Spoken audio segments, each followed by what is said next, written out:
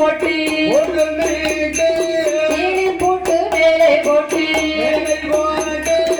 ஆதிசக்தி இடமதிலே ஆதிசக்தி இடமதிலே கொண்டு வந்து கொடுப்பார்.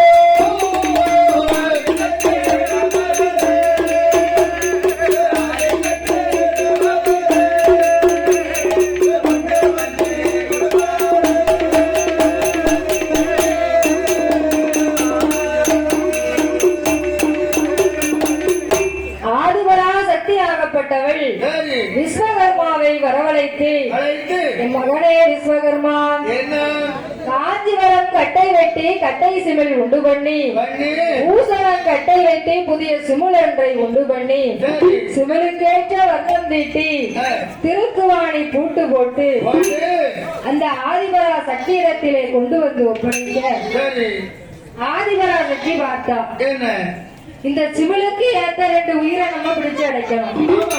சிமிழுக்கு ஏத்த உயிர் எங்க இருக்குன்னு தேடி பார்க்காமா அப்படி தேடி பார்க்கும் போது சிறு உயிரான சிற்றெரும்பு அங்க எங்கேயும் சுத்தி சுத்தி வருது.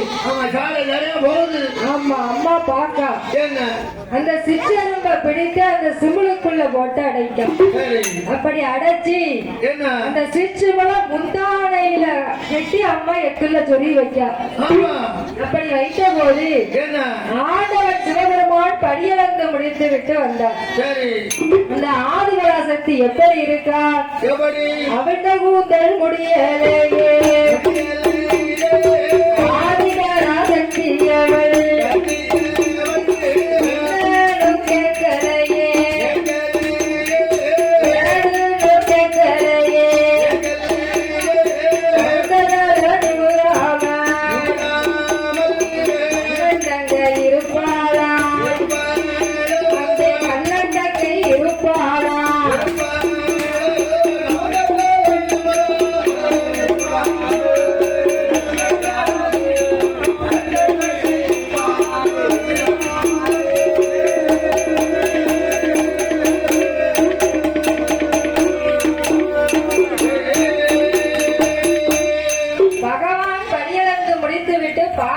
கைலாசத்திற்கு வருகிறார்.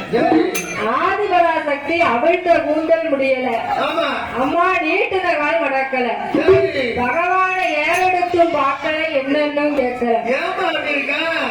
பகவான் படியிழந்துட்டுதான் வராரான்னு அவன் சோதிச்சு பார்க்க இருக்கா. பகவான் பார்த்தார். ஒரு நாளும் இல்லாத திருநாளா இந்த பார்வதி ஏன் இப்படி இருக்கா அப்படின்னு பகவான் நினைச்சு ஆதிபரா சக்தி இடத்திலே கேட்கிறார். பகவான் இல்ல நேரத்தில்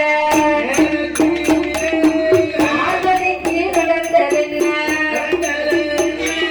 சிவனாரில்லா நேரத்தில்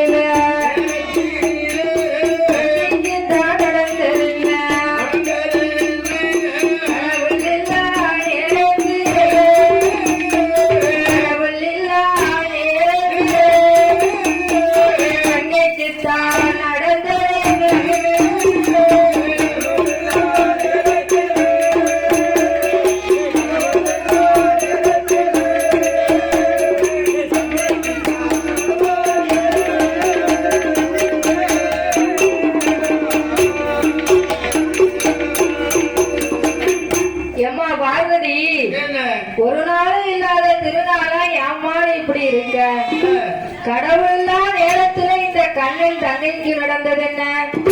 இந்த சிவனார் இல்லா நேரத்துல இந்த சக்திக்கு நடந்தது என்ன என்று பகவான் கேட்க ஆதிபரா சக்தியாகப்பட்டவள் கேட்கிறார். பகவானே பரம்பொருளே, பூலோகம் சென்று நீர் பூலோக மக்களுக்கெல்லாம் அனைத்து உயிர்களுக்கும் பட்டினி இல்லாமல்